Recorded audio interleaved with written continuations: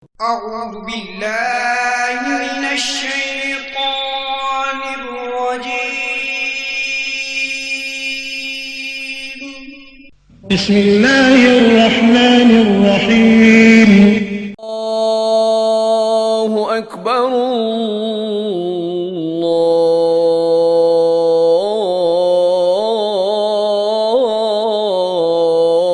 الله أكبر أشهد أن لا إله إلا الله أشهد أن محمدا رسول الله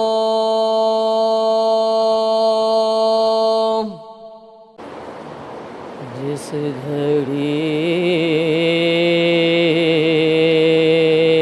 کہتے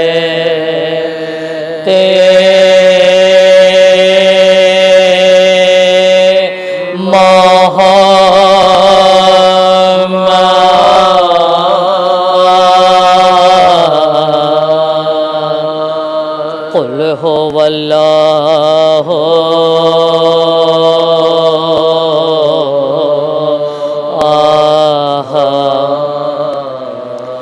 تب ولی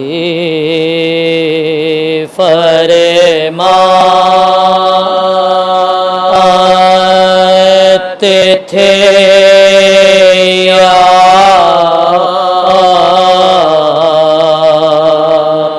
شان اللہ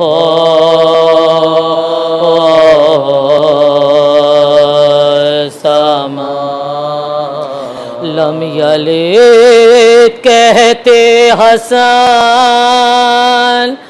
اور ولم یولد حسین فاطمہ کہتی ولم یکن لہ کفوا احد جس گھڑی کہتے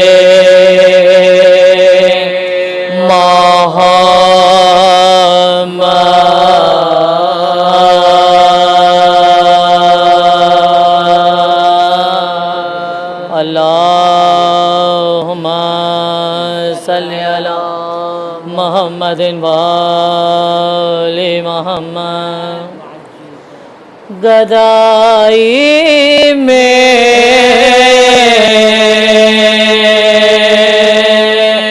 گئی جس کو شہر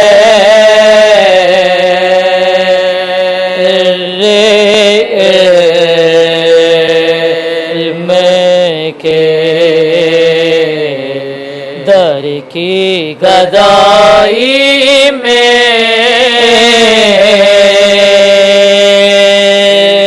گئی میں سمجھتی ہوں اسے ساری خدائی میں گئی جس کو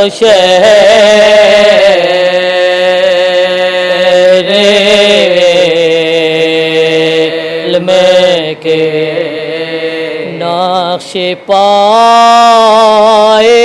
مرتضیٰ سے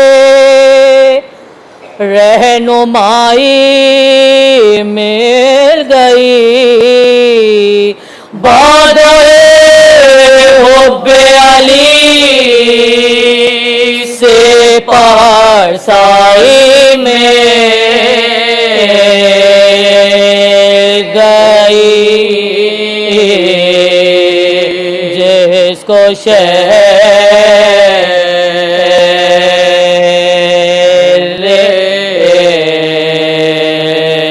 میں کے حکم رات سے شافعے محشر محمد ہو گئے اور علی کو خلق کی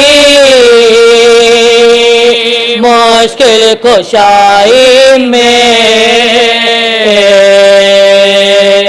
گئی جس کو شہر میں کے آ گیا جو دامنے مشکل کشا کے سائے میں اس کو ہر مشکل کے چنگل سے رہائی مل گئی جس کو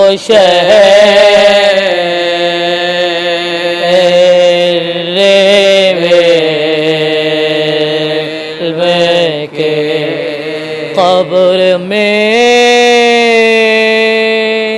ناد علی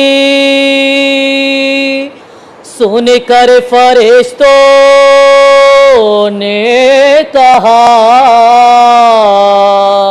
تجھ کو اب جنت تو ہے در کی ذرائی میں گئی جس کو شہر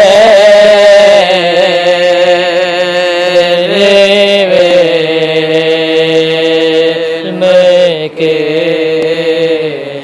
روضۂ مولا علی پر جب نجف پہنچا محب اس کو خاک کے در ملی گویا خدائی میں گئی جس کو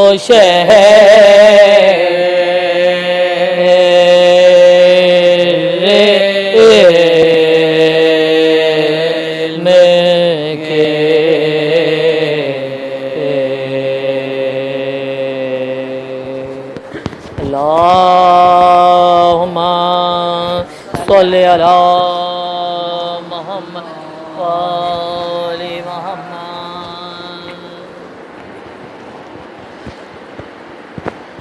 باواز بلند نعرہ سلوات. اللہم صلی علی محمد وآل محمد. کون صغرا کا اٹھائے گا جنازہ بھیا کون صغرا کا اٹھائے گا جنازہ بھیا گھوٹ کے مر جا اے جو فرقت میں مریضہ بھیا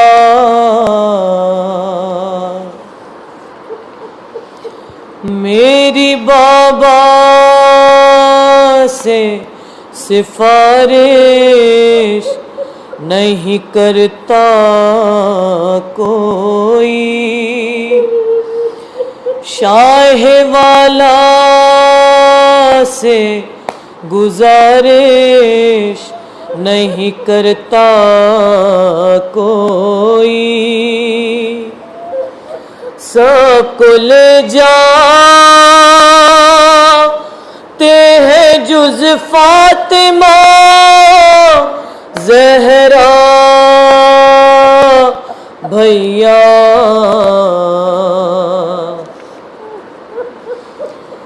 اپنی بیمار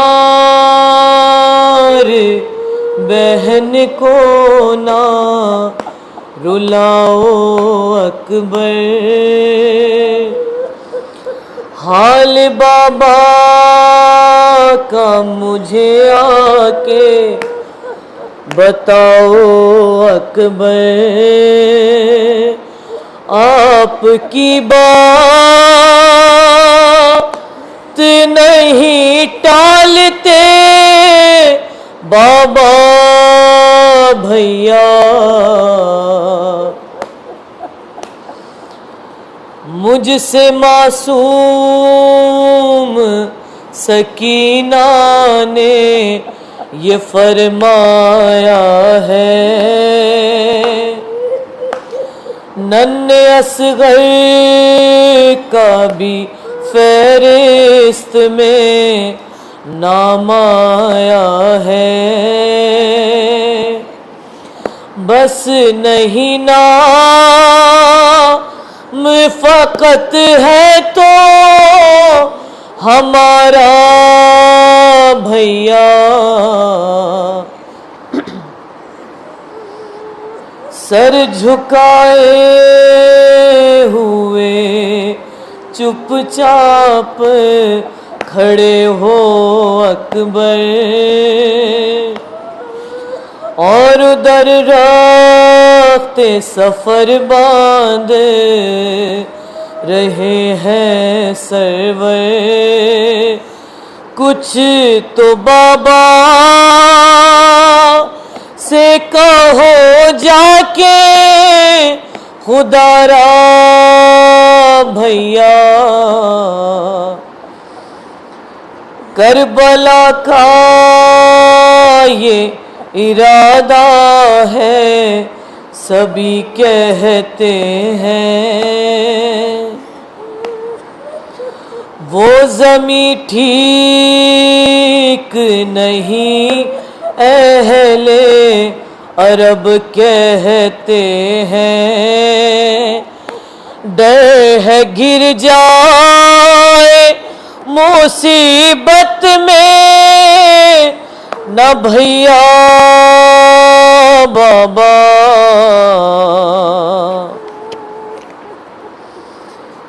جب بھی غربت میں سکینہ کو وطن یاد آئے،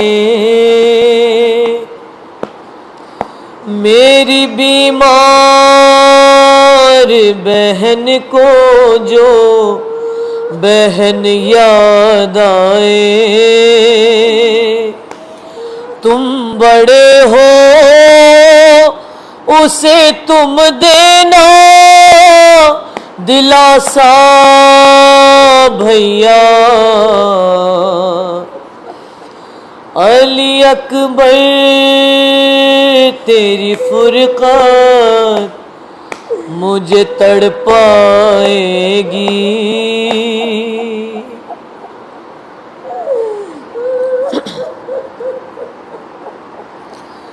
علی اکبر تیری فرقت مجھے تڑپائے گی، تم جو رو گے طبیعت میری گھبرائے گی، یاد کر کے مجھے تم رونا رلانا بھیا،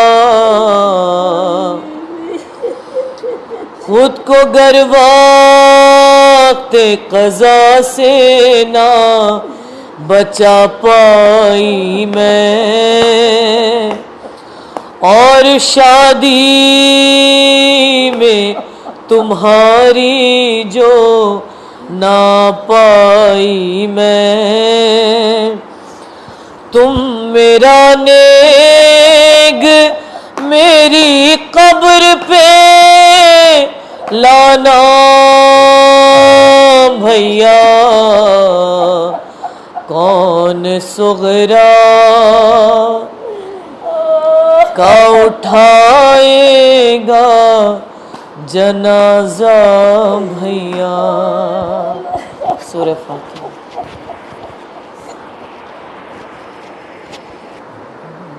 طے کر چکے حسین جو راہ سوار کو، طے کر چکے حسین جو راہ سوار کو، مقتل نظر پڑا شاہ گردوں رقاب کو، الفت جو ماں کی خاک سے تھی اس جناب کو، ایک عید ہو گئی خلف بطلا کو، دل مثل غنچہ کی ہوا کھا کے کھل گیا، راستہ ریاض خلد میں جانے کا مل گیا، راستہ ریاض خلد میں جانے کا مل گیا، کہ سر بوستان حسن یہ گفتگو آتی ہے زمین کے گلوں سے دلہن کی بو، اکبر یہ بولے تھی ہمیں زہرا کی آرزو، عباس سے یہ کہنے لگے شاہ نے خو، ہاں کون سی جگہ تمہیں بھائی پسند ہے، شیر کہا کہ ترائی پسند ہے، اس شیر نے کہا کہ ترائی پسند ہے، دریا کو دیکھ دیکھ کے لہرا رہا ہے دے، پانی بھی خوشگوار ہوا بھی ہے معتدل، مولا قدم پکڑتے ہیں کچھ یہاں کے آبوگے، بہتر ہے گر خیام ہو ساحل کے متصل، پانی سے ہاتھ منہ کو نزنہار دھوئیں گے، جاگے بہت ہے پاؤں کو پھیلا کے سوئیں گے، جاگے بہت ہے پاؤں کو پھیلا کے سوئیں گے، زینب نے جب یہ سرور دی سے سنے کلام، محمل سے یوں پکاری کلیجے کو تھام تھا، کیوں چلتے چلتے آپ نے یارو کی لگا، اے بھیا ادھر تو آؤ یہ ہے کون سا مقام، اے بھیا ادھر تو آؤ یہ ہے کون سا مقام، بستی بھی ہوئے کوئی کہ یہی ایک نہر ہے، دشت پر خطر میں اترنا تو خیر ہے، اے بھیا اس دشت پر خطر میں اترنا تو خیر ہے، اے بھیا پوچھو کسی سے مسلم مظلوم کی خبر، تربت میرے غریب مسافر کی ہے کدھر، بچوں کے اس کی کیا یہی کاٹے گئے ہیں سر، جوشی بہا دیے اس دریا میں کھینچ کر، رنج و غم و علم کی گھٹا دل پہ چھائی ہے، او ماں کے پیٹنے کی صدا مجھ کو آئی ہے، اے بھیا ماں کے پیٹنے کی صدا مجھ کو آئی ہے، طے کر چکے حسین جو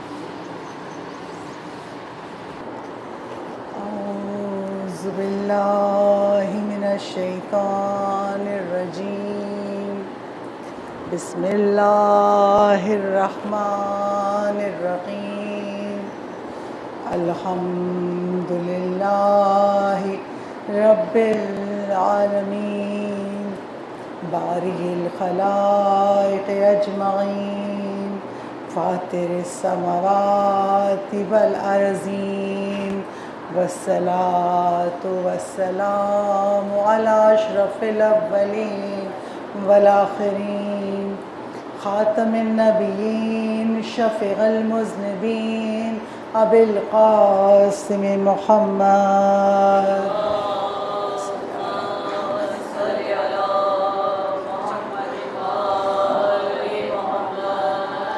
وعلى آله الطيبين الطاهرين المظلومين المعصومين ولعنة الله دائمة الباقية وعلى أعدائهم وقتلتهم أجمعين من الآن إلى قيام يوم الدين أما بعده فقد قال الله تبارك وتعالى في كتابه المجيد وفرقانه الحميد إنما يريد الله ليذهب عنكم الرجس أهل البيت ويطهركم تطهيرا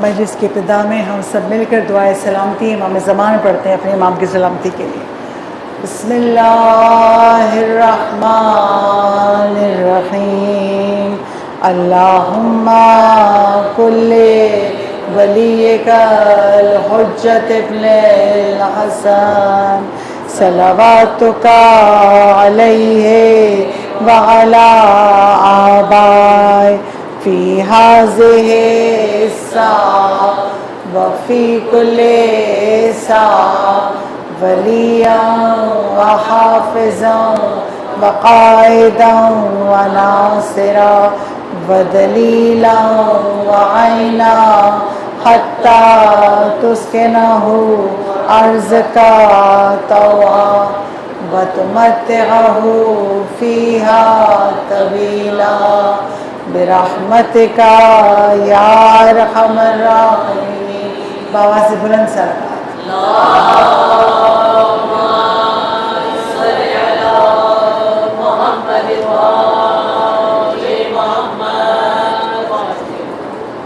تمام تر تعریفیں اس خدائے بزرگ و برتر کے لیے ہیں جس نے اس کائنات کو خلق کیا مجھے اور آپ کو خلق کیا اور کائنات کو چلا رہا ہے وہی ہے کہ جس کے اذن سے سورج مقررہ وقت پہ نکلتا ہے اور ڈوبتا ہے وہی ہے جو چاند کی رفتار اس کے حکم کے تابع ہے تو وہ کائنات چلا رہا ہے قرآن اور وارث قرآن کے عنوان کے تحت عشرہ اول کی آج دوسری مجلس آپ کی سماعتوں کے لیے اور پروردگار عالم کا ہم شکر ادا کرتے ہیں معبود تیرا احسان ہے تو نے دامن محمد و آل محمد سے منسلک کر دیا ہمیں حق پر پیدا کیا یہ خدا کی اتنی بڑی نعمت ہے ہم جتنا اس پہ غور کریں ہم اس نعمت کا شکر ادا نہیں کر سکتے اور یہ آل محمد ہیں جنہوں نے ہمیں سکھایا کہ اللہ ہم سے کیسی زندگی چاہتا ہے زندگی دکھ اور سکھ سے معمور ہے. کبھی سکھ ہے زندگی میں اور کبھی دکھ ہے.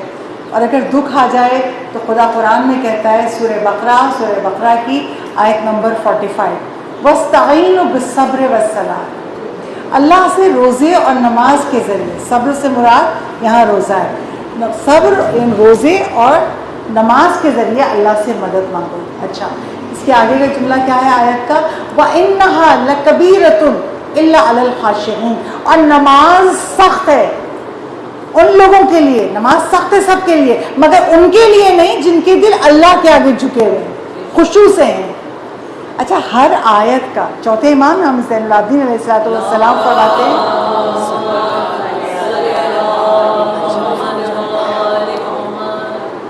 چوتھے امام کہتے ہیں اللہ نے قرآن کے 70 باطن بنائے ہیں, 70, ہر آیت کے 70 مفہوم ہیں. تو آج ایک مفہوم آپ کے سامنے بیان کروں, آپ کو لطف آئے گا. اس مفہوم کو مولائے متقیان علی ابن ابی طالب علیہ السلام,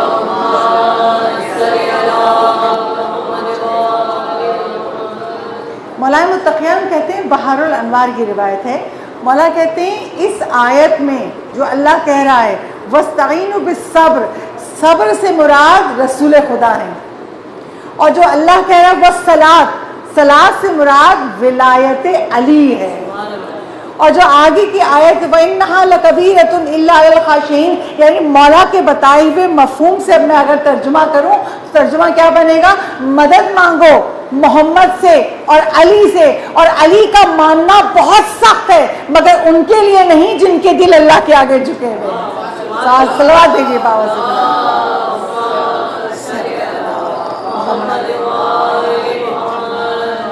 علی کا ماننا سخت کیوں ہے؟ اب کچھ لوگ ہیں جن کو اللہ نے یہ بغض جو علی ہے ان کے دلوں میں, یہ جو لعنت ہے, ان کے سامنے آپ کتنے بھی فضائل علی پڑھ دیں دل شقی ہے, سخت ہے, دل کے دروازے بند ہیں. اسی لیے اللہ کہہ رہا ہے علی کا ماننا سخت ہے مگر ان کے لیے نہیں جن کے دل اللہ کے آگے جھکے ہیں. تو ہم شکر ادا کرتے ہیں کہ اللہ نے ہم کو ولایت علی پہ پیدا کیا. بس ہم ذکر کر رہے ہیں قرآن اور وارث قرآن, اور روزانہ آپ کے سامنے اس آیت کے ذیل میں ایک نماز کا تذکرہ کرتی ہوں. آج جو نماز آپ کے سامنے بیان کروں گی وہ نماز ہے نماز جعفر طیار. اچھا, اس نماز کو نماز جعفر طیار کیوں کہتے ہیں؟ چھٹے امام صادق آل محمد امام جعفر صادق علیہ السلام,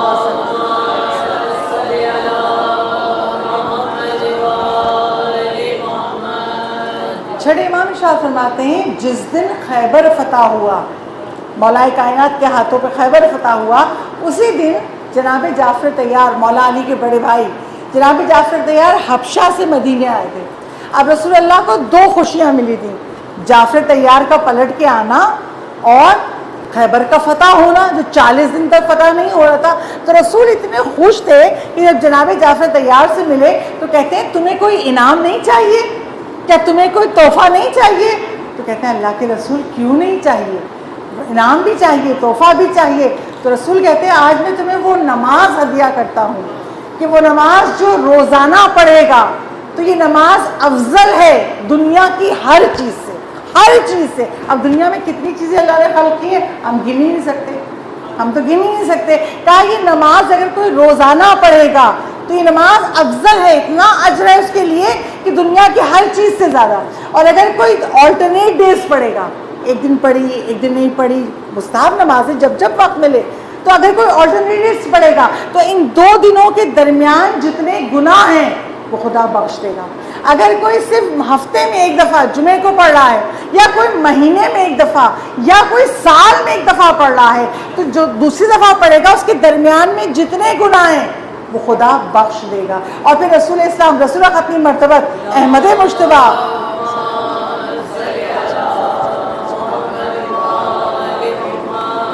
آپ لوگوں کی آوازوں کا بھی امتحان ہے. ویسے تو لوگ کہتے ہیں شیان علی درود پڑھ کے اور نعرے لگا کے ان کی آوازیں سبحان اللہ ہوتی ہیں, تو آج میں یہی دیکھتی ہوں کہ آپ کی صلوات کتنی بلند ہوتی ہے. وہاں سے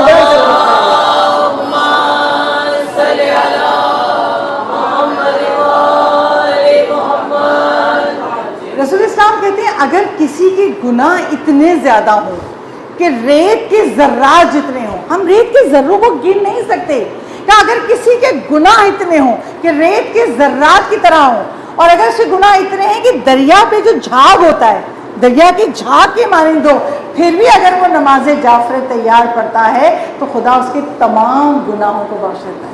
مجرب ترین نماز ہے، 2 رکعت کر کے پڑھی جاتی ہے، 4 رکعت نماز ہے، 2 رکعت پڑھ لیجئے اور پھر تشہد سلام، پھر 2 رکعت پڑھیں گے۔ اچھا پڑھتے کیسے ہیں کہ جب آپ اللہ اکبر کی اپنی نیت باندھی، جب آپ نے الحمد سورہ پڑھا، اس کے بعد 15 مرتبہ تسبیحات اربع، سبحان اللہ والحمد للہ ولا الہ الا اللہ واللہ اکبر، 15 مرتبہ آپ نے تسبیحات اربع پڑھا۔ اچھا میں نے جس عالم سے یہ نماز برسوں پہلے سیکھی تھی، ان کا ایک جملہ میں کبھی نہیں بولی، وہ کہتے ہیں اب جب 15 مرتبہ پڑھ لیا، اب جب حالت بدلے گی 10 مرتبہ، کھڑے ہیں اب رکوع میں گئے 10 مرتبہ، بیٹھے حالت بدل گئی 10 مرتبہ، سجدے میں گئے حالت بدلی 10 مرتبہ، سجدے سے اٹھے حالت بدل گئی 10 مرتبہ، پھر سجدے میں گئے پھر 10 مرتبہ، یعنی 2 رکعت میں آپ کی ٹوٹل 150 150 مرتبہ تسبیحات اربع ہو جائیں گی 2 رکعت میں، پھر 2 رکعت پڑھیں گے پھر 150، ٹوٹل 300 ٹائمز یہ تسبیحات اربع ہم پڑھیں گے۔ اور اس کے بعد اس کے آخری سجدے میں سر رکھ کے آپ جتنا خدا کے سامنے گریہ کر سکتے ہیں، جو بھی دعا گریہ کے ساتھ ہو، یقین کر لیجئے قبول ہو گئی۔ اللہ نے جب ہمیں دنیا میں بھیجا تو ہمیں گریہ دے کے بھیجا۔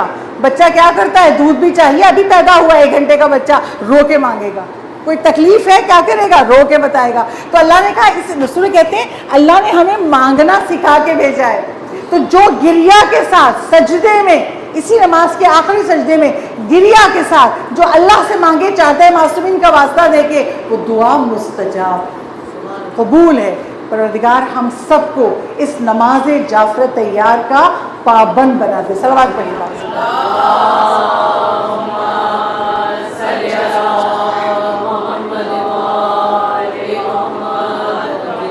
اور اس نماز میں جو ہم 300 مرتبہ تسبیحات اربع پڑھتے ہیں، سبحان اللہ والحمد للہ ولا الہ الا اللہ واللہ اکبر، 4 ذکر ہیں اور چاروں اللہ کی تعریف ہے۔ سبحان اللہ، اللہ بے عیب ہے، والحمد للہ، تمام تعریفیں خدا کے لیے، ولا الہ الا اللہ، اللہ کے سوا کوئی معبود نہیں ہے، واللہ اکبر، بزرگ و برتر ہے خدا۔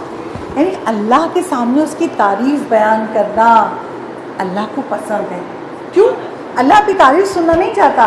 جو میری حمد و ثنا کرے گا وہ کسی اور کے آگے نہیں جھکے گا، میں اتنا عطا کر دوں گا کہ اسے کسی کے آگے جھکنے کی ضرورت ہی نہیں ہے۔ تو یہ تسبیحات اربع جو اللہ کی شان بیان کرے، اللہ کی حمد و ثنا کرے، اللہ کو کتنا پسند ہے۔ ایک روایت آپ کے سامنے کتاب کشکول کی پڑھ دوں، اس میں روایت ہے کہ نیشا پور کا ایک حاکم تھا، ابو النصر۔ ایک مرتبہ وہ اپنے لاہور لشکر کے ساتھ شہر میں داخل ہو رہا تھا، اپنے شہر میں داخل ہو رہا تھا، رات کا وقت تھا، آدھی رات ہو چکی تھی۔ جب اس کا لشکر شہر میں داخل ہوا، اس کے کان میں کسی کے قرآن پڑھنے کی صدا ہے۔ ایک قاری اپنے گھر میں قرآن پڑھا، اب رات میں جب سناٹا ہوتا ہے نا تو چھوٹی سی آواز بھی سنائی دیتی ہے۔ ایک قاری اپنے گھر میں قرآن پڑھ رہا تھا، اور کون سی آیت؟ سورہ آل عمران کی، وَتُعِزُّ مَن تَشَاءُ وَتُذِلُّ مَن تَشَاءُ بِيَدِكَ الْخَيْرُ إِنَّكَ عَلَىٰ كُلِّ شَيْءٍ قَدِيرٌ۔ آیت کا ترجمہ کیا ہے؟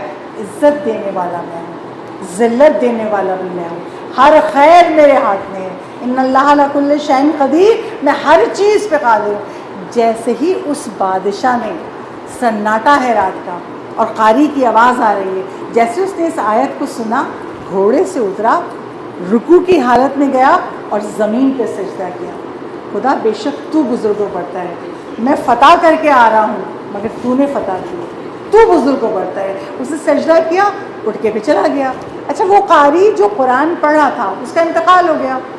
انتقال کے بعد اس کے دوست نے اس کو خواب میں دیکھا اور دیکھا بڑے اچھے حال میں، کہا تم تو بڑے اچھے حال میں ہو، ایسے تو اعمال نہیں تھے تمہارے۔ کہا ہاں صحیح کہہ رہا ہو، میں اتنا نیک شخص نہیں تھا، میری زندگی میں نیکیاں بھی زیادہ نہیں تھی، گناہ کرتا تھا، مگر اللہ نے جو مجھے یہ مقام دیا ہے نا، مجھے غیب سے خدا کی ندا۔ اس نے کہا تم نے ایک سلطان کو ہماری عظمت یاد دلائی، اس کا سر میری عظمت میں جھکا، اس کے بدلے میں میں تمہیں یہ مقام عطا کرتا ہوں۔ صلوات پڑھے بابا صلی اللہ۔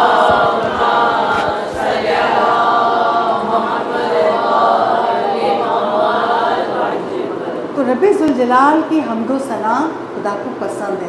پوری نماز دیکھ لیجئے اللہ سے مناجات ہے. اور میں اور آپ گفتگو کر رہے ہیں اس عشرہ اول میں قرآن اور وارث قرآن کی.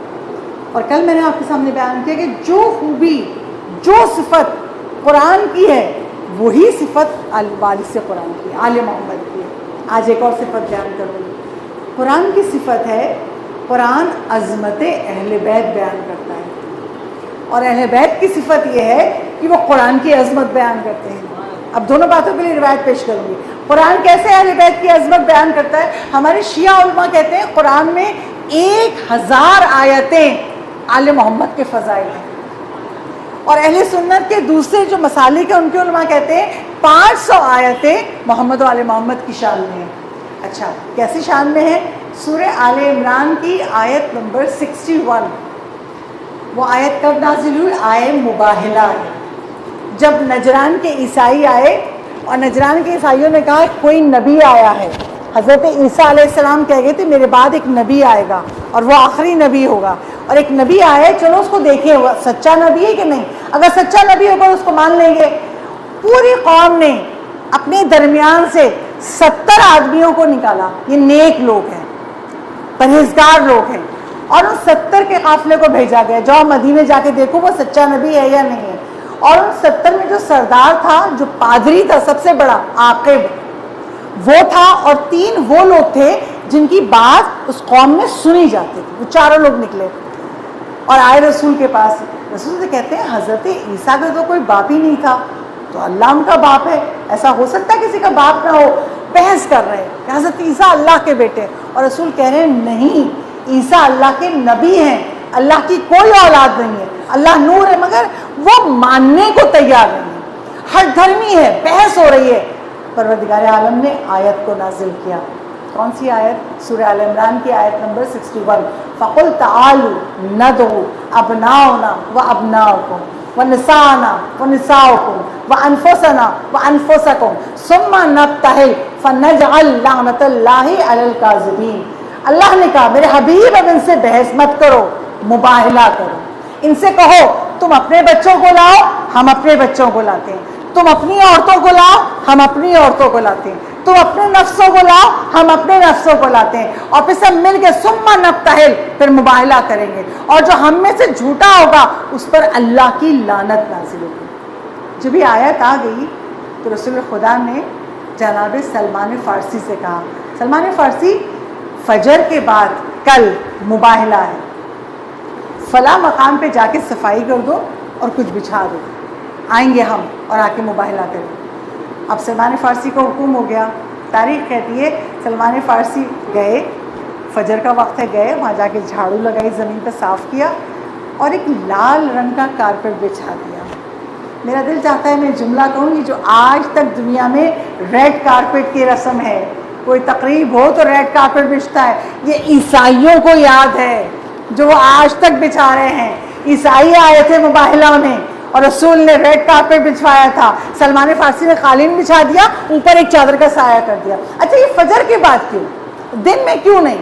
اس لیے کہ اگر رات میں بلاتے تو اندھیرا تھا. ہماری زمانے طرح کی اسٹریٹ لائٹس ہوتی ہی نہیں, اندھیرا تھا, کوئی پہچان ہی نہیں پاتا رسول کے ساتھ کون آیا ہے. اور اگر دن میں بلاتے تو کیونکہ فاطمہ زہرا کو آنا ہے, فاطمہ زہرا کی اس طرح روشنی میں تطہیر نہیں ہونی ہے, تو اتنی روشنی ہو کہ لوگ پہچان سکیں. بس یہ سوچ کے رسول خدا کو بتا دیا سلمان فارسی نے, میں نے بچھا دیا ہے قالین اور آپ آ جائیے. رسول چلے جیسے آیت نازل ہوئی تھی اس طرح چلے. فقل تعالوا ندعو ابناءنا, تم اپنے بچوں کو لاؤ. رسول آگے ہے, آغوش میں امام حسین ہے اور انگلی پکڑی ہوئی امام حسن کی. وَنِسَاءَنَا وَنِسَاءَكُمْ, پیچھے دامن عصمت سے پروردہ بی بی فاطمہ الزہرا ہیں.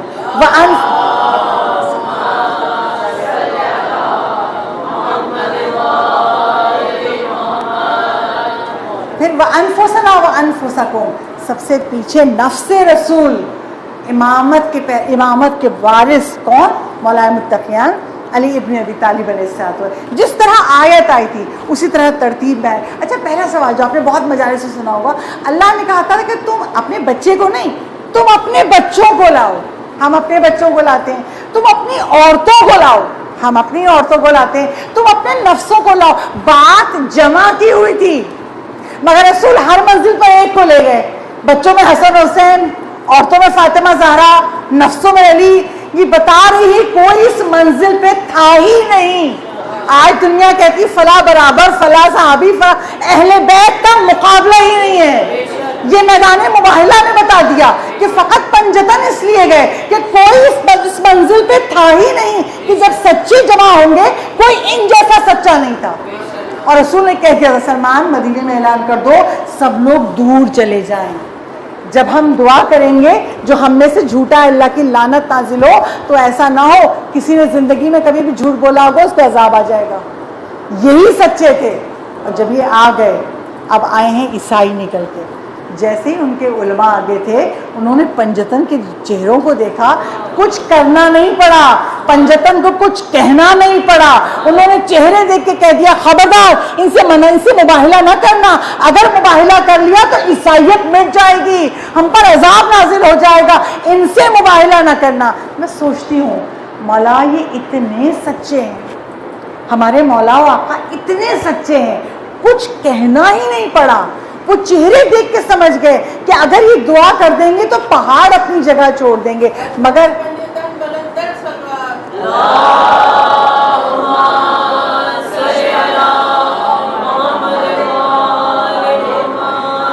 عیسائی تھے مگر پنجتن کی عظمت پہچان گئے.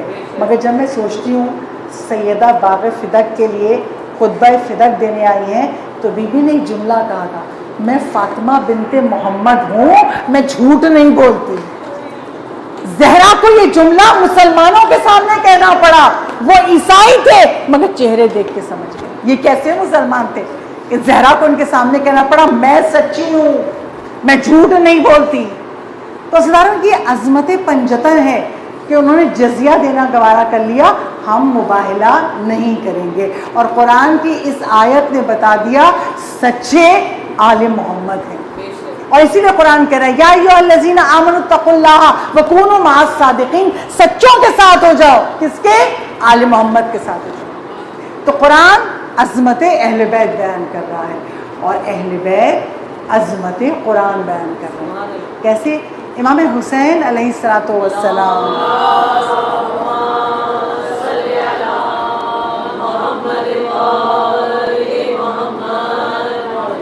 امام حسین نے اپنے بچے کو قرآن پڑھانے کے لیے ایک استاد کے سپرد کیا، اس کو قرآن پڑھاؤ. استاد نے قرآن پڑھانا شروع کیا. امام حسین کے بیٹے کو سورہ الحمد یاد کراتی. سب سے پہلا سورہ وہی ہے. جیسے ہی سورہ الحمد یاد کرائی بچے نے بابا کو سنایا، بابا مجھے الحمد یاد ہو گئی. امام حسین نے اپنے بچے کی زبان سے سورہ الحمد سنی. امام اتنے خوش ہوئے، امام نے استاد کو بلایا. 10,000 دینار، 1,000 جوڑے اور مولا نے اس کا منہ جواہرات سے بھر دیا. جب مولا نے اتنا دیا تو لوگ اعتراض کرنے لگے ایک سورہ یاد کرانے پہ اتنا آپ نے دیا، یہ بات ہماری سمجھ میں نہیں آئی. تو مولا حسین کہتے ہیں جو میں نے اس کو دیا ہے نا وہ دنیا کی نعمت ہے، ختم ہو جائے گی، مگر جو اس نے میرے بیٹے کو یاد کرایا ہے وہ قیامت تک اس کے ساتھ رہے گا. میری بخشش کم تر ہے، جو اس نے پڑھایا وہ عظیم تر ہے. قرآن عظیم ہے. تو اہل بیت قرآن کی عظمت بیان کرتے ہیں. شب عاشور کیا ہوا تھا؟ مولا حسین نے ایک رات کی مہلت کیوں مانگی تھی؟ میں آج رات قرآن، نماز اور خدا کی بارگاہ میں استغفار کرنا چاہتا ہوں. اور لشکر یزید والے کہتے ہیں جب ہم امام حسین کے خیموں کے قریب سے گزرتے تھے تو امام حسین کے تمام اصحاب، تمام شہدائے کربلا قرآن کی تلاوت میں مصروف ہے اور قریب سے گزرنے والوں کو لگتا تھا جیسے مکھیاں نہیں دن بناتی. اس طرح سے ان کی قرآن پڑھنے کی صدائی تھی. اتنے عاشق قرآن تھے. تو اگر قرآن کی صفت یہ ہے کہ وہ اہل بیت کی عظمت بتاتی ہے تو اہل بیت کی صفت یہ ہے کہ وہ قرآن کی عظمت کو بیان کرتے ہیں. اور میں اور آپ حسین ابن علی کے صدقے میں اس فرش عزا پہ قرآن سے آیت الکرسی کو سمجھ گئے. آیت الکرسی وہ آیت ہے کہ جس کے لیے رسول ختمی مرتبت احمد مجتبیٰ محمد مصطفیٰ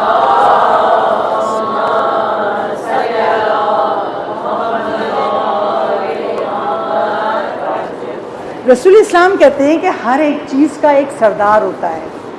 یہ آیت الکرسی سید القرآن ہے. قرآن کی سردار ہے یہ آیت الکرسی. اور رسول کہتے ہیں جب اللہ اس آیت کو زمین پر نازل کرنے لگا تو یہ آیت عرش سے چمٹ گئی.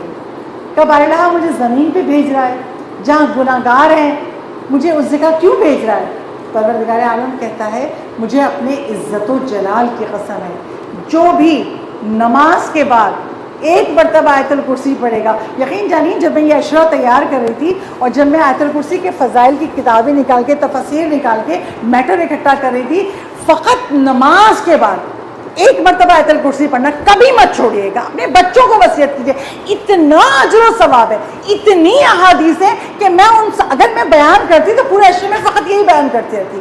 اتنی فضائل ہیں اس کے. رسول کہتے ہیں اگر کوئی نماز کے بعد ایک مرتبہ آیت الکرسی پڑھتا ہے, اللہ کہتا ہے میں اس کی طرف اپنے عزت و جلال کی قسم کھا کے کہہ رہا ہے, میں اس کی طرف 70 مرتبہ رحمت کی نظر ڈالوں گا, اس کی 70 حاجتیں قبول کروں گا, اور اس میں کم ترین حاجت یہ ہے کہ اس کو بخش دوں گا, اس کے دشمن سے اس کی حفاظت کروں گا, اور اس کو لائق بہشت کر دوں گا کہ اس کے اور بہشت کے درمیان فقط موت حائل ہوگی, ادھر مرا ادھر بہشت میں داخل ہوا. یہ فضائل آیت الکرسی ہے. اللہ ہم سب کو اس آیت الکرسی پڑھنے کا پابند کر دے, اور ہم اپنے بچوں کو, بچوں کے بچوں کو آیت الکرسی حفظ کرا دیں. یہ ہمارا صدقہ جاریہ ہوگا. اور مولائے متقیان علی ابن ابی طالب علیہ الصلوۃ والسلام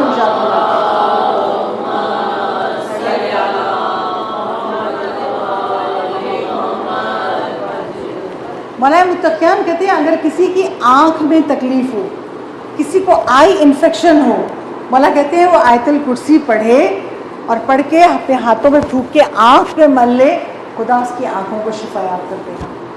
یہ آیت الکرسی شفا دلاتی ہے. اور مولا کہہ رہے ہیں تمہاری آنکھوں کو خدا اس کے سبب, اس کے وسیلے سے شفا یاب کر دے گا. کل کی مجلس تک ہم نے آیت الکرسی کا ایک جملے کو ہم نے سمجھنے کی کوشش کی. آیت الکرسی کا پہلا جملہ اللہ لا الہ الا ہوا, اور اس کا پیغام اپنی توحید کو مضبوط کرو, اپنی معرفت کو بڑھاؤ, اللہ کو پہچانو. اور آج جب اس سے آگے بڑھتے ہیں تو اللہ کی صفات گرائی جا رہی ہے. الحی القیوم, اللہ حی ہے, اللہ قیوم ہے. حی کیا؟ حی کے معنی وہ جو زندہ ہے. اچھا کیسے زندہ ہے؟ دیکھیے ہم سب زندہ ہیں لیکن ہم سب کو ذائقہ موت چکھنا ہے. اللہ کیسے زندہ ہے؟ سورہ فرقان میں اللہ ارشاد فرما رہا ہے وَتَوَكَّلْ عَلَى الْحَيِّ الَّذِي لَا يَمُوتُ, بھروسہ کرو اس خدا پر جسے کبھی موت نہیں آئے گی. یعنی خدا ایسے زندہ ہے, ہمیشہ سے ہے اور ہمیشہ رہے گا. خدا ایسا حی ہے. اور پھر اگلا جملہ کیا ہے؟ الحی القیوم. پورے قرآن میں قیوم کا لفظ 3 مرتبہ آیا ہے, اور تینوں مرتبہ قیوم حی کے ساتھ آیا, حی القیوم. یعنی خدا کیا ہے؟ قائم ہے. کیسے قائم ہے؟ وہ ایسے قائم ہے کہ اس کے سبب سے یہ کائنات قائم ہے. اس لیے کہ تفاسیر بیان کرنے والے علماء بیان کرتے ہیں کیسے خدا قائم ہے, کہ خدا نے اس کائنات کو سنبھالا ہوا ہے. اگر خدا نہ سنبھالے تو ممکن ہے یہ ہزارہا سالوں سے سورج مشرق سے نکلتا ہے, مغرب میں غروب ہوتا ہے. یہ خدا ہے جو چاند و سورج کو, موسموں کو, ہواؤں کو, چرند پرند کو, پوری خلقت کو سنبھالے ہوئے. کیوں؟ قائم ہے, حی القیوم. اور خدا کی زندگی سے سب کی زندگیاں ہیں. جو عورت پریگننٹ ہو, کیا وہ یقین سے کہہ سکتی کہ میرا بچہ زندہ پیدا ہوگا؟ نہیں کہہ سکتی. اللہ سے مانگتی ہے اللہ میرے بچے کو صحیح و سالم, زندہ و سلامت پیدا کرنا. جب بچہ پیدا ہو گیا تو کیا اسے یقین ہے کہ یہ میرا بچہ بڑھاپے تک زندہ رہے گا؟ نہیں. ماں خدا سے دعائیں مانگتی ہے, خدا اس کو طویل عمر عطا کرنا. یعنی اس حی کے سبب پوری کائنات زندہ ہے.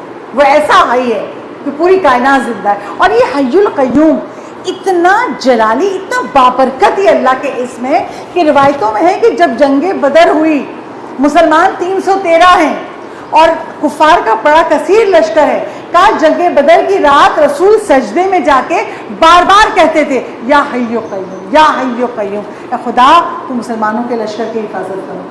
اور آپ نے دیکھا خدا نے کیسی حفاظت فرمائی, ملائکہ کے ذریعے مسلمانوں کی مدد ہوئی اور مسلمانوں کو فتح ملی. میں نے خود ایک عالم سے سنا ہے, عالم کہتے ہیں کہ جب آپ کو کوئی حاجت ہو, کوئی بھی حاجت, 174 ٹائمز 174 مرتبہ یا حیو یا قیوم پڑھے خدا آپ کی حاجتوں کو پورا کرے. یہ زندہ کرنے والا خدا ہے. کوئی بیمار ہے, کوئی پریشان حال ہے, وہ آپ کو قائم کرے گا, آپ کو استقامت عطا کر دے گا. 174 ٹائمز کسی بھی حاجت کے لیے یا حیو یا قیوم پڑھیں گے, خدا آپ کی حاجت کو قبول کرے. باز بلند صلوات پڑھیں.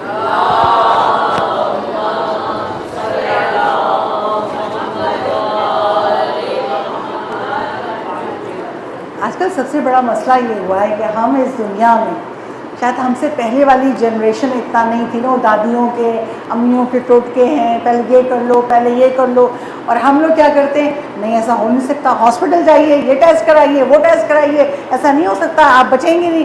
ہم نے دنیا کی چیزوں پہ اتنا بھروسہ کر لیا ہے کہ جو اتنا بھروسہ ہمیں خدا پہ ہونا چاہیے نا, اتنا بھروسہ ہمیں خدا پہ رہا نہیں ہے. ورنہ اللہ وہ ہے کہ جس کو دنیا کہہ دے یہ مر جائے گا, اور اگر خدا زندہ رکھنا چاہے وہ زندہ ہوگا. جیسے ایک روایت بیان کر دوں تاکہ میری بات واضح ہو جائے. کتاب کشکول کی روایت ہے صدر الحکمہ ابو علی سینا کے بارے میں. ابو علی سینا بہت بڑے حکمت رکھتے تھے. تو ابو علی سینا کے مطب میں ایک مریض کو لایا گیا, اور اس مریض کے ساتھ اس کے رشتہ دار بھی تھے. لائے کہ آپ دیکھیے اس کو بہت بیمار ہے, اس کو بہت پیٹ میں درد ہے, آپ اس کا علاج کیجئے. ابو علی سینا نے اس کو چیک کیا, دیکھا کہ اس کا اسٹمک, اس کا کڈنی, اس کا لیور سب ڈیمیج ہو چکا ہے. تو دیکھو اس کا میدا, جگر, گردے سب ختم ہو چکے ہیں, یہ کچھ دیر کا مہمان ہے, یہ مر جائے گا. اب جو آنے والے تھے نا وہ اس کے رشتہ دار بھی تھے. یہ آپ نے کیسے کہہ دیا, آپ کے پاس علاج نہیں ہے اس کا, تو مطلب کیوں کھول کے بیٹھے ہوئے ہیں, آپ کس بات کے حکیم ہیں. محبت ہوتی نا ہمارا بچ جائے. تو وہ لڑنے لگے ابو علی سینا سے, کیا آپ کم سے کم دوا تو دیں, شفا دینا تو اللہ کا کام ہے. کہا میں دوا کیا دوں, مجھے پتا ہے چند گھنٹے مر جائے گا. اچھا سوچئے, وہ ابو علی سینا کہہ رہے ہیں جو صدر الحکمہ ہیں, عام حکیم بھی نہیں ہے, حکمہ کے بہت بڑے مرتبے پر ہیں, کہہ رہے ہیں یہ نہیں بچے گا. اب وہ جو لوگ آئے تھے وہ بزد, آپ کوئی دوا تو لکھ دیں تاکہ ہم اس کو کھلائیں, شفا تو اللہ دیتا ہے. آخر ابو علی سینا نے ضد ہو کر, ایک چارہ ہوتا ہے جو جانور کھاتے ہیں, برسیم, سردیوں میں یہ چارہ پیدا ہوتا ہے اور جانوروں کو کھلایا جاتا ہے. ضد ہو کے ابو علی سینا نے کہا جاؤ اسے برسیم کھلاؤ, جا کے برسیم کھلاؤ ٹھیک ہو جائے گا. اب وہ لوگ مریض کو لے گئے, ابو علی سینا جانتے تھے جا کے چند گھنٹوں میں مر جائے گا. 3-4 دن گزرے, اس کے وہی رشتہ دار آئے, مریض ساتھ نہیں ہے, وہی رشتہ دار آئے, دودھ اٹھایا ہوا ہے, پنیر اٹھایا ہوا ہے, مٹھائی اٹھائی ہوئی ہے, بھیڑ بکریاں لائے. کہا کیا ہوا, کہا ہم آپ کا شکریہ ادا کرنے آئے, آپ نے ایسا نسخہ لکھا کہ اس برسیم چارے کو کھلایا وہ شفایاب ہو گیا. وہ ایسا حی ہے جس کو زندگی دینا چاہے. دنیا کے حکماء کہتے ہیں یہ جن نہیں چاہیے گا, مگر وہ خدا اس کو زندگی عطا کرتا ہے. صلوات پڑھی بابا.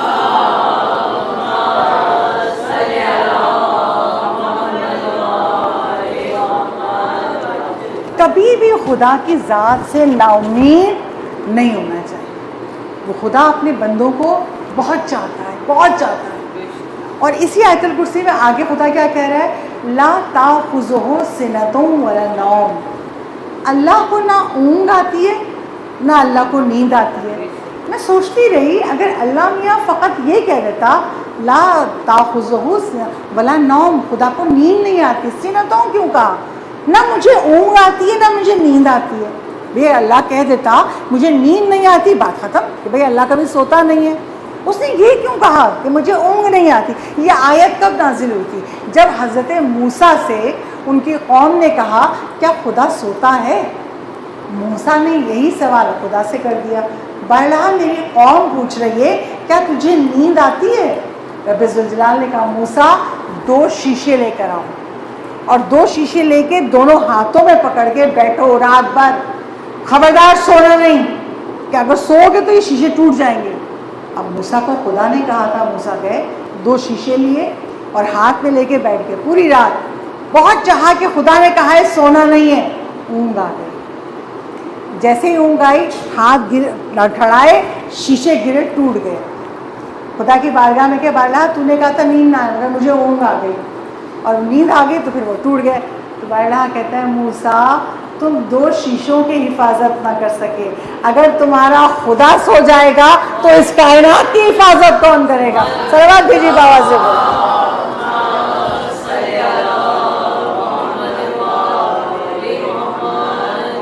یعنی آیت الکرسی میں اللہ اپنی صفات بیان کر رہا ہے، پہچانو اپنے رب کو، جس رب نے تم کو دنیا میں بھیجا ہے، پلٹ کے وہیں جانا ہے، اپنے رب کو پہچانو۔ اور کیسے پہچانو بھئی؟ یہ آیت جتنی بھی ہے، پورا قرآن قیامت تک کے انسانوں کے لیے ہے، اور تاکہ ہم اس سے سبق سیکھیں۔ تو آج 2020 میں یہ آیت ہمیں کیا سکھا رہی ہے؟ آیت الکرسی ہمیں کیا سکھا رہی ہے؟ یہ سکھا رہی ہے تمہارا خدا جاگ رہا ہے، تمہارا خدا زندہ ہے، تمہارا خدا قائم ہے، اس سے غافل مت ہونا۔ جو شریعت اس نے تم تک بھیجی ہے اس پر عمل کرنا۔ اور کیسے غافل مت ہونا؟ 11ویں امام حسن عسکری علیہ السلام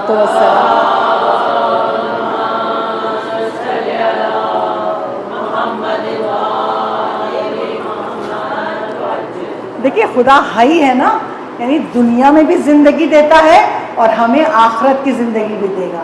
یہاں تو ذائقہ موت ہے، وہاں موت بھی نہیں ہے، ہمیشہ کی زندگی ہے۔ تو امام حسن عسکری کہتے ہیں تمہاری اصل زندگی موت کے بعد شروع ہوتی ہے۔ اب سوچئے ہم کیا سمجھتے ہیں؟ موت آ گئی زندگی ختم، جو خواہش کرنی ہے کر لو، جو بچوں سے کہنا ہے کہہ لو، جتنا زندگی انجوائے کرنی ہے کر لو، بس زندگی ختم تو بات ختم نہیں۔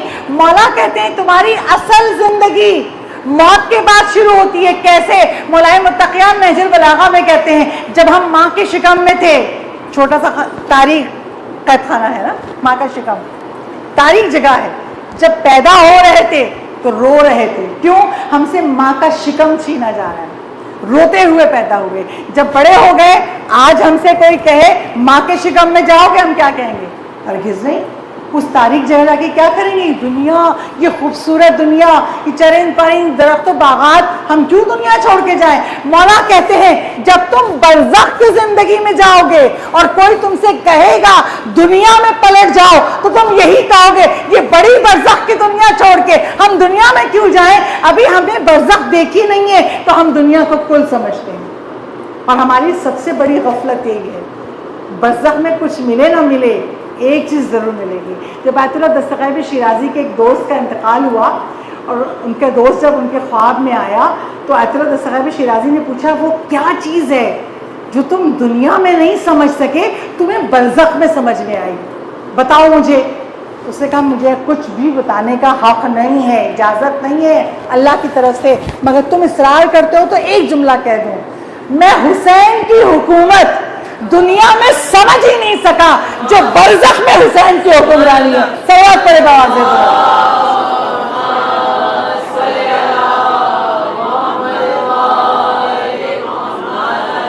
اسی لیے امام حسن عسکری کہہ رہے ہیں تمہاری اصل زندگی موت کے بعد شروع ہوتی ہے۔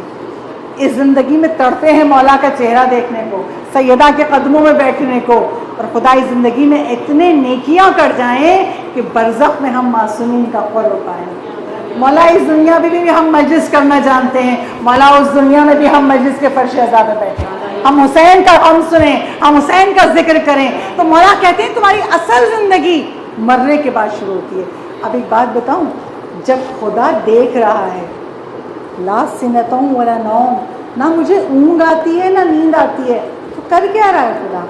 ہم سب کو کلوزلی مانیٹر کرتے ہیں، ہم کیا سوچ رہے ہیں، ہم کیا بول رہے ہیں، ہم کیا کھا رہے ہیں، ہم کیا کہہ رہے ہیں، فقط اور فقط اس کا فوکس بندے ہیں۔ جب خدا اس طرح دیکھ رہا ہے اور جب امام زمانہ بھی ہمیں ہر وقت دیکھ رہے ہیں، کیسے پتا؟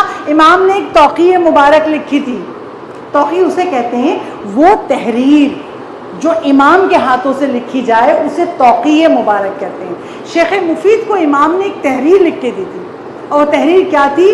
میرے شیعوں سے کہہ دو ہم تمہاری سرپرستی اور دیکھ بھال سے غافل نہیں ہیں، ہم تمہیں فراموش نہیں کرتے، اگر ہم تمہیں بھول جاتے تو یہ دنیا تمہیں ختم کر دیتی۔ مولا کا جملہ سنیں گے دوبارہ، ہم تمہاری دیکھ بھال اور تمہاری سرپرستی ہمارا سرپرست ہے.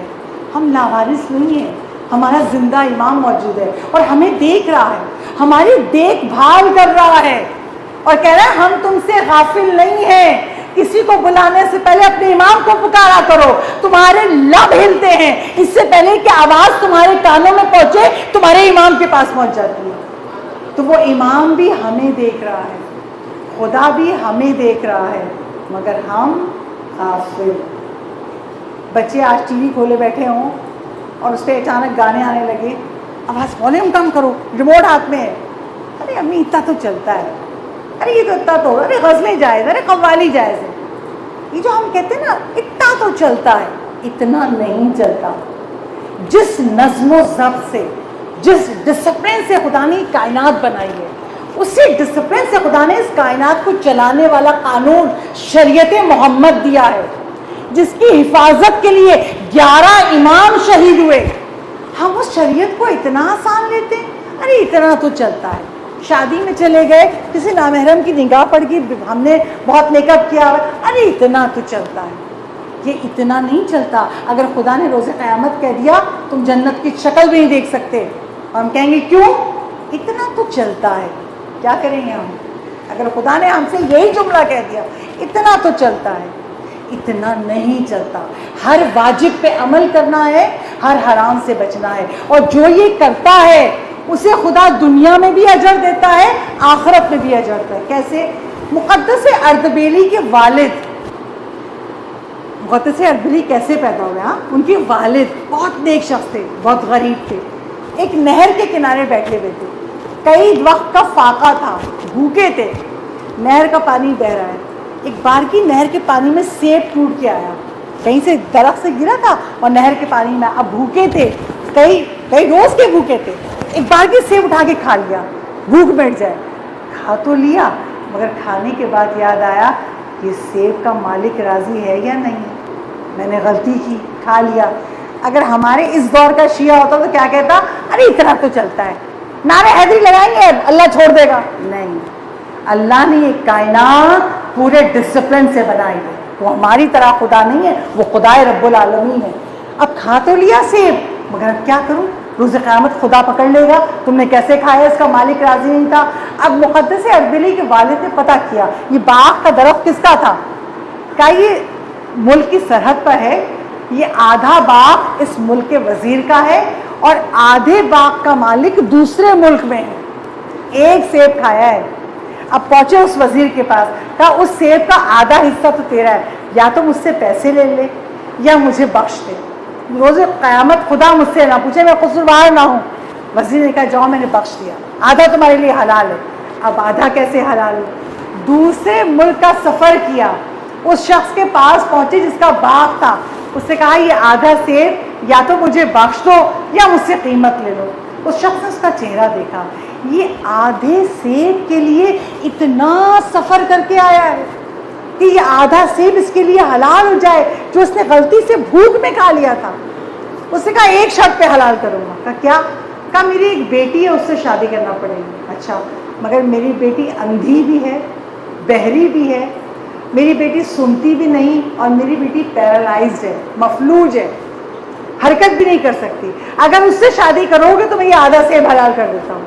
مقدس اردبیلی کے والد نے سوچا اگر نہ کروں تو روز قیامت خدا مجھے پکڑے گا. اگر دنیا ہی کی تو بات ہے, دنیا چند روز کی ہے, اگر کر لوں تو میدان قیامت پہ سرخرو ہوگا خدا کے سامنے. کہا اچھا ٹھیک ہے, میں شادی کرتا ہوں. شادی کے انتظامات ہوئے, شادی ہو گئی. اب جب اپنے کمرے میں گئے, اجرا عروسی میں گئے اور دلہن کو دیکھا تو حیران, نہ دلہن اندھی ہے, نہ بہری ہے, نہ بولنے سے معذور ہے, نہ مفلوج ہے, حسین ترین لڑکی ہے. فوراً کمرے سے باہر ہے. کہا آپ نے جتنی باتیں بتائی تھی اپنی بیٹی کے بارے میں اس میں سے تو ایک بات بھی اس کے اندر نہیں ہے. کہا ہاں, میں نے اندھی اس لیے کہا تھا اس نے کوئی نامحرم نہیں دیکھا, میں نے بہری اس لیے کہا تھا اس نے کوئی حرام آواز نہیں سنی, میں نے گونگی اس لیے کہا تھا اس کی زبان سے کوئی غلط الفاظ نہیں نکلی, میں نے مفلوج اس لیے کہا تھا اس کا پورا جسم خدا کی اطاعت میں تھا. میں نے سوچا تم اتنے باتقوا ہو, تمہارے تقویٰ کو آزمانے کے لیے میں نے یہ کہا تھا. جب یہ شادی ہوئی تو اس کے صدقے میں اس کی نسل میں مقدس اردبیلی جیسا عالم پیدا. صلوات پڑھیں.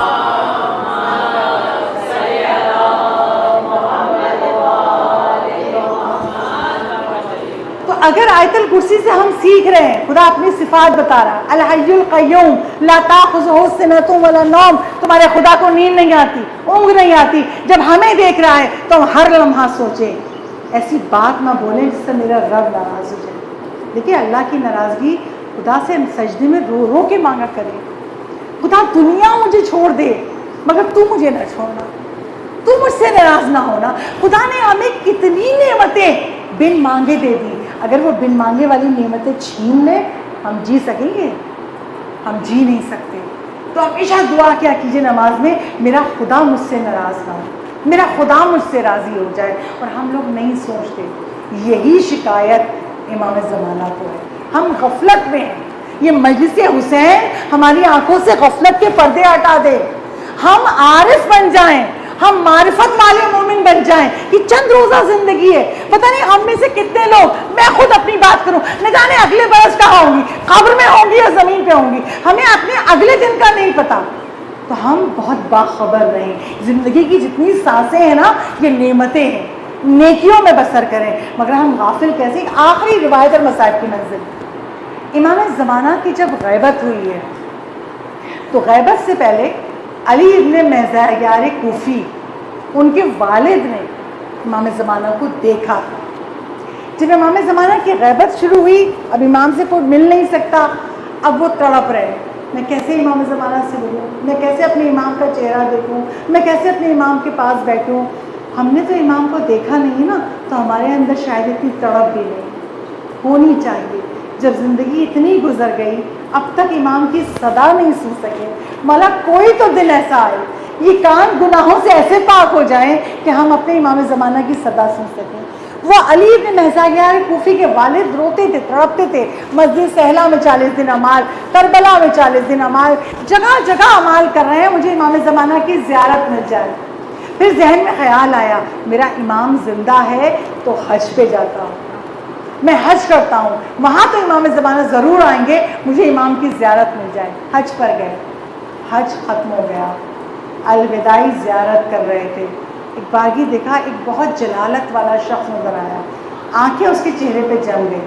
قریب آیا, آ کے کہتا ہے تم اپنے امام سے ملنا چاہتے ہو؟ کہا ہاں, چلو میں تم کو ملواتا ہوں. وہ لے گیا, مکے سے دور طائف میں پہنچا. طائف میں ایک خیمہ لگا ہوا تھا, کہا اس کے اندر تمہارا امام ہے. اندر داخل ہوئے اور آنکھوں سے آنسو بہ رہے ہیں. آج ہم سے کوئی کہہ دے تمہارے امام سے تمہاری ملاقات ہوتی ہے, سوچیے ہمارے دل کی کیا حالت ہوگی. مولا زندگی بھر کے دکھ سنائیں گے, مولا آپ سے سنیں گے, کربلا آپ سے سنیں گے. وہ رونے لگا جیسے خیمے میں داخل ہوا. اس سے پہلے کہ وہ کچھ کہتا, امام زمانہ نے کہا بڑی دیر سے تمہارا انتظار کر رہا تھا, بڑی دیر سے تمہارا انتظار کر رہا تھا, اب آئے ہو. تو یہ علی بن مہزیار کوفی کے والد کہتے ہیں مولا کوئی رہبری نہیں ملا تھا کہ مجھے آپ تک لے آتا. جب انہوں نے یہ جملہ کہا تو مولا کہتے ہیں کوئی رہبر نہیں ملا تھا, تمہارے اندر 3 گناہ تھے جو رکاوٹ تھے, تم مجھ تک نہیں مل. کہا مولا کون سے 3 گناہ؟ کہا دولت جمع کرنے میں لگے ہوئے ہو, اتنے غافل ہو, بس پیسہ بڑھ جائے, بس پیسہ بڑھ جائے, دولت جمع کرنے میں لگے ہوئے ہو, غافل ہو. یہ گناہ ایسا تھا کہ میری زیارت نصیب ہوئی. کمزور, دوسرا گناہ, کمزور اور ضعیف مومنوں سے بے توجہی برتتے ہو, کمزور کی فکر نہیں کرتے ہو, ضعیف مومن کی پرواہ نہیں کرتے ہو. یہ ایسا گناہ ہے, تمہارا امام تم سے کیسے ملے. اب امام گناہ بتا رہے. تیسرا گناہ, قطع رحم کر رہے ہو, تمہارا امام تم سے کیسے ملے. عزیزانو سوچئے گا, آج جتنی زیارت آل یاسین, آج جتنی دعائیں ندبہ, آج جتنے ہم امام کی نمازیں پڑھتے ہیں, کثرت سے خواتین عبادت کر رہی ہیں, کیوں ہمیں امام کی زیارت نہیں ملے؟ امام کا جواب, یہ 3 گناہ جب تک تم کرتے رہو گے, دولت سے محبت کرو گے, ضعیف مومنوں سے نفرت کرو گے, ان کا خیال نہیں رکھو گے, اور اپنی صلہ رحم کو توڑ دو گے, قطع رحم کرو گے, تمہیں تمہارے امام کی زیارت نہیں ملے.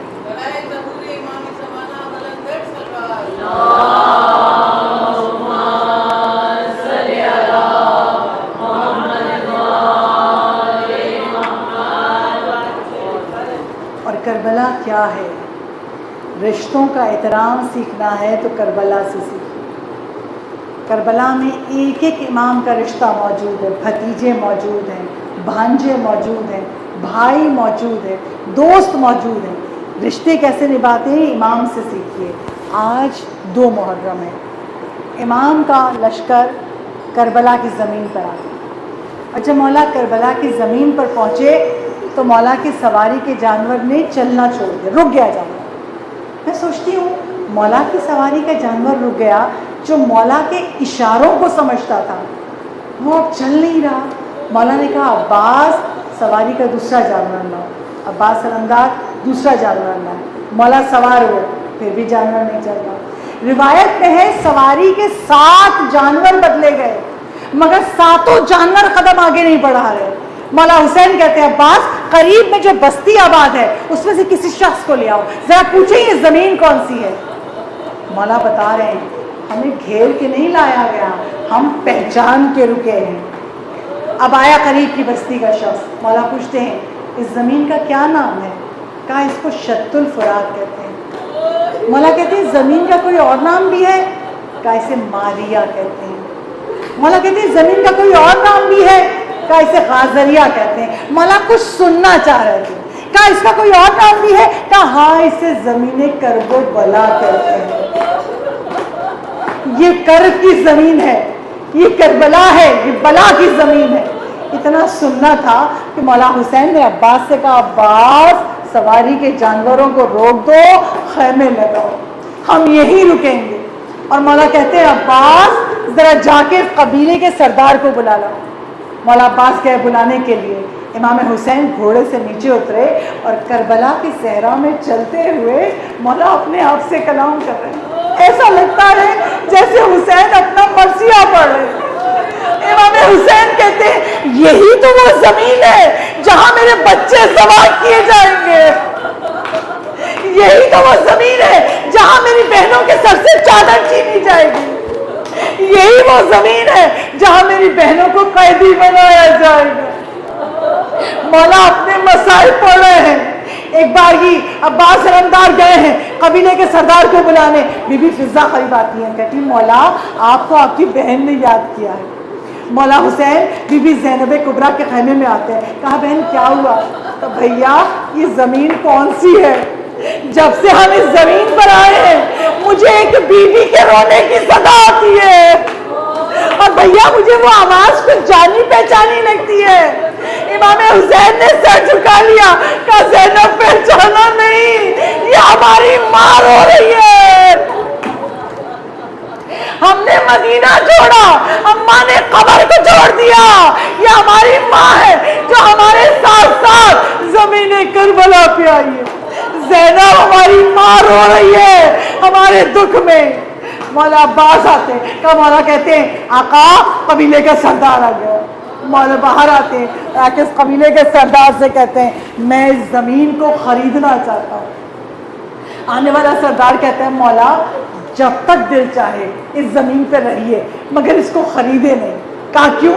کہا یہ زمین کرب کی زمین ہے، یہ بلا کی زمین ہے، یہاں سے جو بھی نبی گزرا، جو بھی اللہ کا اولیاء گزرا اس کا خون بہا ہے اس زمین پر، دکھ سے گزرا ہے، مولا یہاں نہ رہے۔ مولا حسین کہتے ہیں مجھے تو قیامت تک یہی رہنا ہے، میں یہ زمین خریدوں گا مگر 2 شرطوں کے ساتھ۔ کہا مولا؟ تو قبیلے کا سردار کہتا ہے مولا 2 شرطیں کیا ہیں؟ مولا حسین کہتے ہیں ہم کو یہاں قتل کر دیا جائے گا اور ہمیں قتل کرنے کے بعد ہماری لاشوں کو دفن بھی نہیں کیا جائے گا۔ جب یزید کا لشکر ہمیں قتل کر کے چلا جائے تو آ کے ہمارے لاشوں کو دفنا دینا۔ ارے مولا اسلام میں تو کوئی بھی ہو مر جائے تو اسے دفنا دو۔ ارے ابو تراب کا بیٹا کہہ رہا ہے مجھے دفنا دینا۔ مولا کہتے ذرا اپنی عورتوں کو بلاؤ۔ اس قبیلے کی خواتین آتی ہیں۔ مولا حسین کہتے ہیں میں فاطمہ زہرا کا بیٹا ہوں، میں فاطمہ زہرا کا لال ہوں، جب ہمیں مار دیا جائے گا اگر تمہارے شوہر نہ نکلے ہمیں دفن کرنے کو تو ارے پانی بھرنے کے بہانے فرات کے کنارے آنا اور ہماری لاشوں کو دفنا دینا. جہاں اپنے بچوں کو بھیجو. ان عورتوں نے اپنے بچوں کو بھیجا.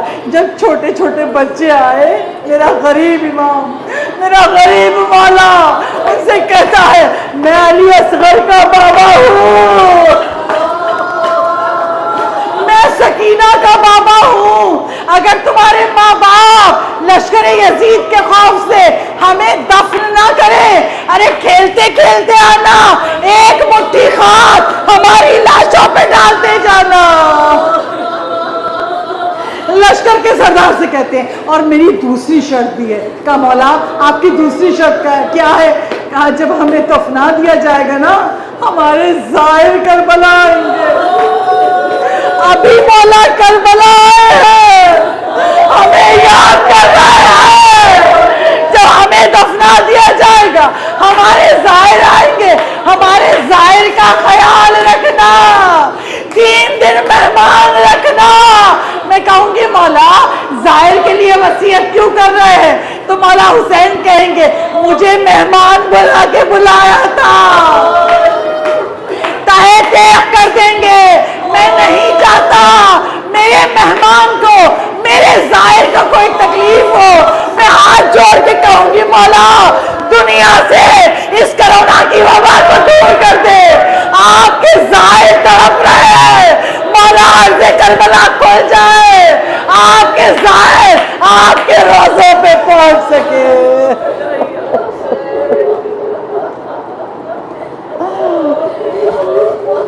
لعنت اللہ علی القوم الظالمین وسيعلم الذین ظلموا ای منقلب ینقلبون. بار اللہ تجھے محمد اور آل محمد کا واسطہ ہماری اس قلیل عبادت کو ہم سے قبول فرما. آپ پروردگار ہماری سب سے پہلی حاجت, ہماری سب سے بڑی حاجت امام زمانہ کے ظہور میں تعجیل فرما. یا پاک پروردگار ہم سب دلوں میں حاجتیں رکھتے ہیں, تجھے واسطہ دیتے ہیں امام حسین کی ماں کا, جس ماں کی دعا کا اثر ہے مولا مادر حسین کے صدقے میں جس کے دل میں جو حاجت ہے غیب سے پورا کر دے. جو بیمار ہیں انہیں شفاء کلی عطا فرما. خدایا جن کی اولاد نہیں ہے ان کو اولاد نرینہ عطا فرما. خدایا جو صاحب اولاد ان کے بچے بڑے ہو گئے اچھے بر عطا فرما. جو قرض دار ہے ان کا قرض غیب سے عطا فرما. جو بے گھر ہے انہیں اچھا گھر عطا فرما. اور خدایا ہماری سب سے بڑی حاجت عزاداری امام حسین کی حفاظت فرما, ملک پاکستان کی حفاظت فرما. اور جب امام زمانہ کا ظہور ہو, امام کا ظہور و امام صدا دیں تو لبیک کہنے والوں میں ہم سب آگے آگے. ربنا تقبل منا انک انت السمیع العلیم. ماتم حسین.